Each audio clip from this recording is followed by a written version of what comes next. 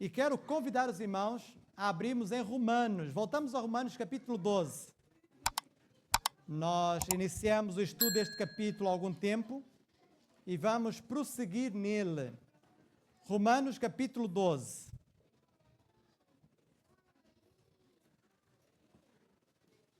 Os irmãos já devem estar à espera de eu fazer aquele exercício convosco, não é?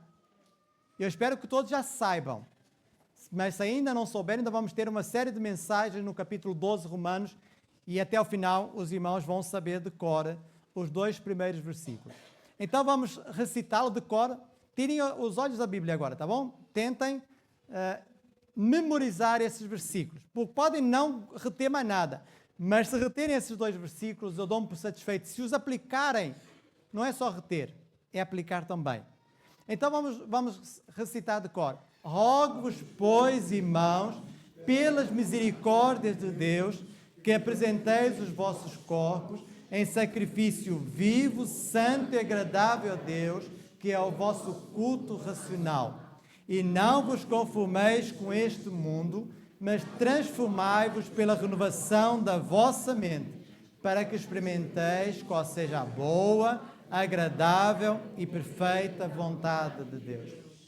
Eu penso que todos já sabem, mas eu vou continuar a insistir para que não esqueçam. Mas hoje vamos olhar apenas para o versículo 9 e 10. Então vamos para estes versículos. E agora não peço que digam de cor, mas que acompanhem então nas vossas Bíblias a leitura apenas destes 2 versículos. Diz assim: o amor seja sem hipocrisia. Detestai o mal, apegando-vos ao bem. Amai-vos cordialmente uns aos outros, com amor verdadeiro, preferindo-vos em honra uns aos outros. E o título desta mensagem de hoje, como os irmãos podem ver, é a prática do amor verdadeiro. A prática do amor verdadeiro. Nos primeiros 8 versículos deste capítulo, nós somos preparados para servirmos o nosso Deus. Nós vemos como Deus nos salvou e como Deus nos capacitou para realizarmos a sua obra. A partir daqui, ele vai falar da nossa responsabilidade para com os nossos irmãos, da nossa responsabilidade para com outras pessoas, mesmo que elas sejam nossas inimigas. E não há como dissociar o serviço a Deus da nossa responsabilidade para com os outros, ou seja, do nosso serviço aos outros. Não é possível alguém servir a Deus e deixar de servir os outros, deixar de servir a sua igreja, deixar de servir o seu próximo. Quando nós olhamos para o exemplo de Jesus, nós vemos isso. Nós já um pouco cantamos: vieste à terra do céu para me guiar, e da terra foste a cruz minha culpa pagar, e da cruz foste a morte, e da morte para a vida o teu nome exaltarei. Ele deixou o céu, veio a este mundo para quê? Para cumprir a vontade de Deus, para realizar a obra em favor da humanidade, quer fossem homens ou mulheres, quer fossem judeus ou gentios, quer fossem livres ou escravos, adultos e crianças. E o que é que ele fez? Deu a sua vida.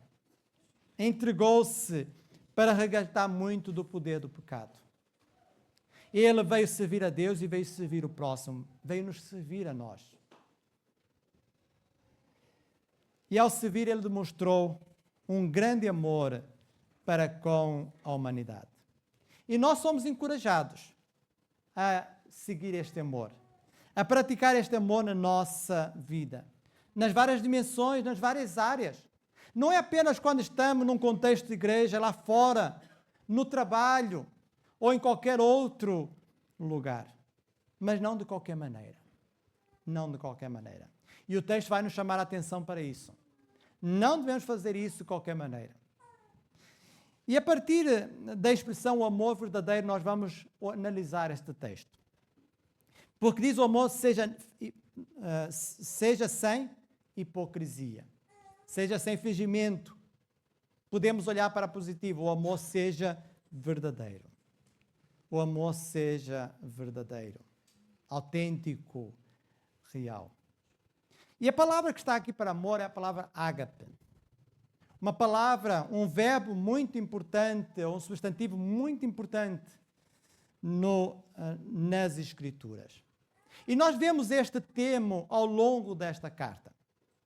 Em Romanos 5:8, nós vemos como Deus deu prova desse amor.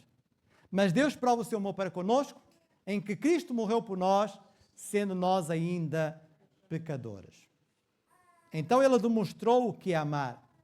No entanto, esse amor, ele foi derramado nos nossos corações, ele está a ser derramado. Há uma fonte que está a jorrar esse amor no nosso coração. Paulo também no capítulo 5 de Romanos, no versículo 5, ele fala isso mesmo. E a esperança não traz confusão, porquanto o amor de Deus está derramado em nossos corações pelo Espírito Santo que nos foi dado. Então ele está a ser derramado na sua vida, está a ser derramado na minha vida. E deste amor do Pai ninguém nos pode separar, como ele vai dizer no capítulo 8. Nem a tribulação, nem a angústia, nem a nudez, nada, nem os anjos, nem a morte, nem a vida, nada nos pode separar deste amor. E agora ele vai mostrar que este amor, ele é a essência do discipulado cristão.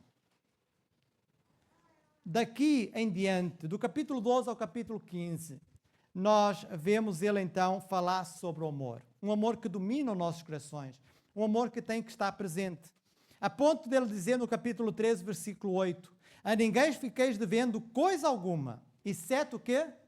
O amor, com que vos ameis uns aos outros, pois quem ama o próximo tem cumprido a lei. Tem cumprido a lei. Há 2 semanas o irmão Técio pregou no texto 1 aos Coríntios 13. Ainda se lembra da mensagem do irmão Técio? Se não, podem ir lá atrás e ver. Pregou sobre 1 aos Coríntios 13, sobre a força do amor, a importância do amor, porque nós podemos conhecer a língua dos homens e dos anjos. Podemos ter todo o conhecimento, podemos ser tão generosos a ponto da nossa vida. Mas se não tivermos amor, de que vale isso? Não vale nada. E esse amor tudo espera, tudo crê, tudo suporta, tudo sofre. É este amor. Quando Paulo aqui fala deste amor. O amor seja não fingido. O amor seja sem hipocrisia. O amor seja sem dissimulação. O termo hipócrita começou a ser usado no teatro. E o que acontece no teatro? No teatro há representação. E as pessoas representam. E podem fazer vários papéis. Precisam de estudá-los bem, precisam de treiná-los bem, precisam-se de equipar a rigor para, então, desempenhar esse papel. E numa mesma peça, um autor pode fazer vários papéis. Está a representar. Posteriormente, esta palavra deixou de ser só para um ambiente de teatro e começou também a designar todos aqueles que representam uma coisa que não são, que são atores na vida, que representam diante da circunstância em que estão um determinado papel, que não tem um papel único. Eles são como camaleões, ajustam-se ao meio que estão, assumem o papel do meio em que estão. E Paulo está a dizer, eu não quero isso entre vós. Eu não quero que haja atores entre vós. Não quero que haja hipócritas na igreja aí. O amor seja não hipócrita. Não representem o amor com belas declarações. Que o amor não seja meras palavras, meras manifestações ou declarações, que ela se manifeste em atos de bondade, em ações de amor. Como João vai declarar, meus amados, meus filhinhos, não amemos de palavra nem de língua, mas por obra e verdade. Ele diz, o vosso amor seja não fingido. Não representem. Porque o amor não é uma mera emoção. Amor não é atitudes. Amor é ação. Amor é uma decisão da minha parte. É amar. É amar. se for um mero sentimentalismo, ele passa de repente. Há casais que estão, parece que há muito amor entre eles, estão muito apaixonados, parece que eles jorram amor, mas passados meses, passados uns anos, separam-se. Porque era um amor, era sentimento. Não passava disso, era um amor vazio. E nós podemos perguntar, mas por que o apóstolo Paulo deu esta ordem? Por que o apóstolo Paulo começa esta secção dizendo o amor seja sem hipocrisia? Como vemos nos primeiros capítulos, nesta igreja havia judeus e havia gentios. E eles tinham preconceitos uns para com os outros. Os judeus olhavam para os gentios e não olhavam com bons olhos. O gentio olhava para o judeu, mas também não via com bons olhos. Havia todo este conjunto de preconceitos. No entanto, Deus os salvou. Deus fê-los parte da sua família. Mas o preconceito, a aversão é alguma coisa que custa a passar. Não é por ter-se dado a salvação que automaticamente aquele preconceito que tinha desaparece por completo. Fica sempre a dúvida, fica a incerteza. E os judeus gentios até se cumprimentavam na igreja. Até davam apertos de mão, até abraçavam, mas não com sinal de amor verdadeiro. Havia um pé atrás. Havia um pé atrás em relação de uns para com os outros. Havia ali um clima em que se via que o amor era um amor fingido. E nós vemos Então havia essa situação. Mas esse amor não fingido, ele torna-se ainda mais evidente, mais deplorável, quando eu vou falar com a irmã Sônia, falo muito bem com ela, e depois viro as costas e vou então falar com outro irmão. Olha, vejam como a irmã Sônia é. Ela não é flor que se cheira. Isso é deplorável. Nós cumprimentamos muito bem, estávamos ali com sorrisinhos, mas depois viramos as costas e atacamos essa pessoa. Se é que ela tem essa oportunidade de se defender. Estamos a fazer o quê? A ser hipócritas. É isso. Estamos a ser falsos no nosso amor. Não é assim que deve acontecer.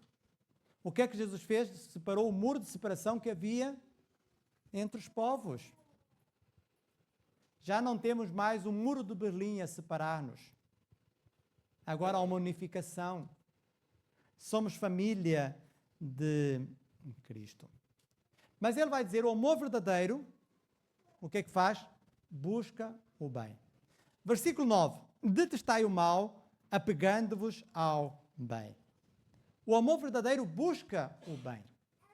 Busca o bem. A cultura greco-romana era muito tolerável para com o mal. Porque eles olhavam para os seus deuses e os viam também procedendo de uma forma má, cometendo atos maus.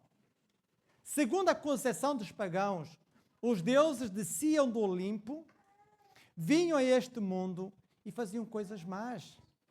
Deitavam-se com as mulheres de outros, cometiam atrocidades, vingavam-se. Era essa a concepção que eles tinham dos seus deuses, de que eles saíam de lá, vinham à terra e faziam coisas más. E como é que os seus adoradores podiam ser diferentes se olhavam para os seus deuses desta forma? Tal é o Deus, assim são os seus adoradores. E por isso a moral pagã no primeiro século era uma moral frouxa. Uma moral que tolerava a prática da pedofilia, do adultério, da traição. Os senhores podiam ter várias concubinas. Por isso que quando os cristãos procuravam viver de forma diferente, eles eram perseguidos. porque não estavam a fazer o que os outros faziam. O amor fingido é, de certa forma, um ódio disfarçado. É necessário aborrecer o quê? O mal. É necessário aborrecer o mal.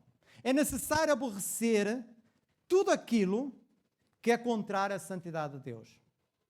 Tudo aquilo que é contrário ao caráter de Deus. Tudo aquilo que é contrário à sua palavra. Detestai o mal. Não é apenas deixar de fazer o mal, é detestar o mal. Odiar o pecado pode trazer-nos alguns dissabores. Perante os nossos familiares, os nossos amigos, os nossos vizinhos, porque eles fazem uma coisa e nós não concordamos com aquilo que eles estão a fazer. Nós procuramos aconselhar num outro sentido. E por isso, há momentos em que não há entendimento. Há esses dissabores. Mas ele não diz apenas detestai o mal. O que é que ele diz? Apegai-vos ao bem. Apegai-vos ao bem. Apegar é unir firmemente. É colar.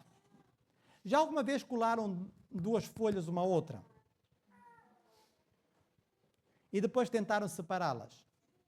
É possível separar duas folhas que foram coladas uma à outra? Não.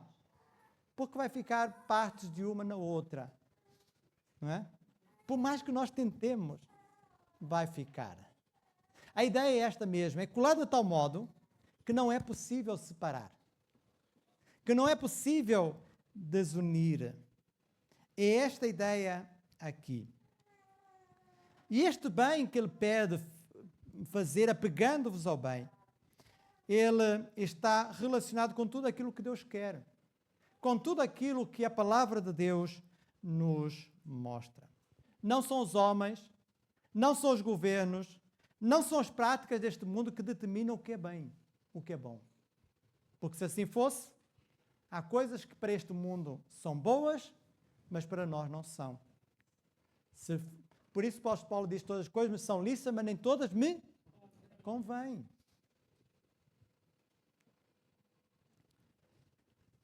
O amor fingido foi demonstrado por Judas Iscariotes. Ele andou com o mestre. Durante 3 anos ele teve o privilégio de ver tantas coisas. Demonstrou lealdade e amor ao mestre. No entanto, o que é que ele fez? Foi ter com líderes religiosos. E diz: quanto é que me quereis dar para que eu vos entregue? Não foram líderes religiosos que vieram ter com ele e que o obrigaram, que fizeram chantagem, que dissemos: olha, se tu não fizeres isto, a tua família vai ser morta. Não foi, ele tomou a iniciativa. E quando chegou a hora de o trair, o que é que fez? Deu-lhe um beijo. Deu-lhe um beijo. Um beijo que não era reflexo do seu amor, mas um sinal da sua rejeição, do seu ódio. E é triste quando os beijos, quando os apertos de mão, quando os abraços não são um sinal de amor verdadeiro, mas são clímax de um amor fingido. Ele não aborreceu o mal, mas cultivou-o na sua vida. Por outro lado, temos o exemplo de amor verdadeiro, o exemplo de Jesus. Que grande amor. Em João 13:1, diz que como Jesus havia amado os seus, os amou até ao fim. Jesus não sabia que Judas Iscariotes iria trair? Sabia. Jesus não sabia que Pedro havia de negar? Sabia. Jesus não sabia que os discípulos haviam de virar-lhe as costas e de fugir? Sabia. Mas amou-os até ao fim. Amou-os até ao fim. Apesar das suas falhas, amou-os. Jesus não os desprezou. Jesus não falou mal dos seus discípulos. Jesus não esteve ali a criar intrigas e mal entre eles. Jesus amou-os até ao fim. É este amor que nós devemos reproduzir, um amor que busca o bem, mesmo no meio de um contexto de mal. Mas não é a única coisa que diz o texto. Primeiro, o amor verdadeiro busca o bem. Mas o amor verdadeiro envolve todos. Versículo 10 diz: amai-vos cordialmente uns aos outros com amor fraternal. Envolve todos. Ninguém está de fora. Ele não está a dizer amem, alguns amem. Não, todos. A ideia aí de todos. Ninguém fica de fora. Não são chamados a amar e outros a receber.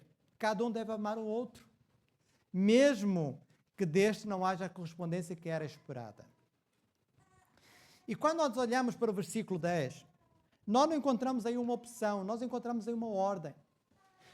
O apóstolo Paulo não está a dizer, olha, estudem o caso, levem uma assembleia e decidam se vão amar ou não. Não é isso.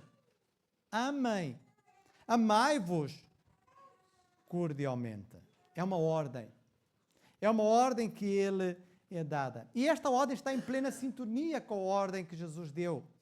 Jesus disse, o meu mandamento é este, que vos ameis uns aos outros assim como eu vos amei. No entanto, aqui, nesta ordem que Jesus está, o termo de comparação é diferente daquele que nós encontramos no Velho Testamento. No Velho Testamento é amai o vosso próximo como a si mesmo. Agora é amai-vos os outros como eu vos amei. Qual é o mais exigente? É o primeiro ou o segundo? É este. Porque nós vemos com amor, com grande amor, Jesus demonstrou para conosco. Ele deu-se, ele entregou-se. João capítulo 10 diz, ele deu-se voluntariamente por nós. Ele tinha poder de reter a sua vida. Mas assim não o fez. Este termo de comparação. E aqui neste Romanos 12, 10 diz, amai-vos, amai-vos. Está no presente. Não fala de momentos, fala de uma continuidade, de algo que deve prosseguir. Algo que deve estar presente em cada circunstância, em cada momento. E ele diz, amai-vos como? Cordialmente. Apresenta aí um advérbio de modo. Cordialmente. Amai-vos cordialmente uns aos outros. E diz mais, com amor fraternal. Com amor fraternal. Duas palavras, duas expressões que estão intimamente ligadas. Cordialmente expressa a atitude de alguém que ama, que olha para o outro e que o ama como irmão. Como irmão. Como se tivessem nascido nessa família, como um irmão de sangue. Descreve o carinho terno, um carinho indescritível que uma mãe tem para com o seu filho, que de certa forma as criaturas têm para com os seus filhotes. Cordialmente, com amor fraternal. Amor entre irmãos, a ponto de estar dispostos a dar a vida pelo outro, se assim necessário for. Como Jesus fez por nós. É um amor que não está baseado na atração física, é bonita aquela pessoa. Não é com base na atração, não é com base na conveniência que eu amo, mas eu amo por causa da comunhão que tenho com Deus. Porque o amor de Deus está derramado aonde? Nos nossos corações. Então eu amo com esse amor, com que sou amado por Deus. Então esse amor envolve todos. Sabem qual é a melhor? Eu diria, qual é a única forma do mundo saber que nós seguimos a Jesus? Jesus vai dizer, é amarmos uns aos outros. Jesus disse, novo mandamento vos dou, que vos ameis uns aos outros como eu vos amei a vós, que também uns aos outros vos ameis. Nisto todos conhecerão que sois meus discípulos, se vos amardes uns aos outros. Se vos amardes uns aos outros. Nós precisamos demonstrar cada vez mais esse amor uns pelos outros. Nós esperemos que os outros tomem a iniciativa. Nós esperemos que os outros venham ter connosco e nos cumprimentem. Tomemos nós a iniciativa de irmos ter com os outros e cumprimentá-los. Façamos isso. Não estejamos a amar porque o outro nos ama. Estejamos sim a amar porque Deus nos ama. É daí que nós devemos partir. Nós não devemos ser reacionários. Eu reajo àquilo que o outro me faz. Nós devemos ser proativos. Nós devemos tomar a iniciativa de amar. De amar. Mesmo que o outro não o faça, nós temos que fazer a nossa parte. Porque se eu não amar, é o outro que vai ser responsabilizado? Não sou eu. Quando eu apresentar-me diante de Deus, eu não vou poder dizer, olha, eu não amei aquele irmão porque ele também não mostrava qualquer afinidade por mim. Não me amava, então eu respondi com a mesma moeda. Será que vai ser aceitável esta desculpa? Não, não vai ser aceitável. Cada um é responsável por si. Eu não sou responsável por aquilo que o outro faz. O que o outro faz, ele vai ter que dar contas a Deus. Se ele não vive em amor, se ele não responde com amor, vai ter que se ver com Deus. Nós somos chamados a amarmos, independentemente de o outro fazer. Mas quero terminar olhando para o terceiro ponto. O amor verdadeiro, o que é que faz? Busca o bem. O amor verdadeiro envolve a todos e o amor verdadeiro privilegia os outros. Repare o versículo 10, a última parte. Preferindo-vos em honra uns aos outros. O amor verdadeiro privilegia os outros. Considera os outros superiores a si mesmos. Tem-nos em honra. Por outras palavras, o apóstolo Paulo deu esta mesma exortação em Filipenses. Ele diz, nada façais por contenda ou por vanglória, mas por humildade. Cada um considera os outros superiores a si mesmo. Na Igreja de Cristo não deve haver luta pelo poder. Nós não somos como os demais lá fora. Nós não estamos aqui para almejar poder. Nós estamos aqui para servir o Senhor. Amém. Nós não estamos aqui para seguirmos um mundo em que luta pelo poder, em que são capazes de todas as coisas, até de falsificar assinaturas para terem um lugar de liderança. Nós não somos como o mundo. Nós vivemos para privilegiar os outros, para honrar os outros. Ter os outros, como Paulo diz, considera os outros superiores a si mesmo. Devemos estar dispostos a dar atenção aos dons, à graça, às capacidades que Deus dá, como vimos nos versículos anteriores. E devemos valorizá-los adequadamente. A tendência do humano é buscar elogios, é ser honrado. E muitos buscam ser honrados, muitos buscam o elogio. Nós devemos estar aqui e ter palavras de elogio para com o irmão. Não era sermos falsos, mas se o irmão faz algo bom, elogiar é um incentivo, é uma motivação para continuar a fazer e fazer até melhor. Buscar o privilégio dos outros. Não buscarmos uma posição de destaque, mas deixarmos que os outros também possam brilhar. A visão do mundo é receber honra, mas os crentes devem esforçar-se uns com os outros em dar honra. Jesus contou a seguinte parábola, eu vou lê-la, ela encontra-se em Lucas capítulo 14, de 7 a 11. Diz assim, quando por alguém fores convidado às bodas, não te reclines no primeiro lugar. Não aconteça que esteja convidado outro mais digno do que tu, e vindo que te convidou a ti, e a ele te diga, dá o lugar a este, e então, com vergonha, tenhas de tomar o último lugar. Mas quando fores convidado, vai, e reclina-te no último lugar, para que quando vier o que te convidou, te diga, amigo, sobe mais para cima.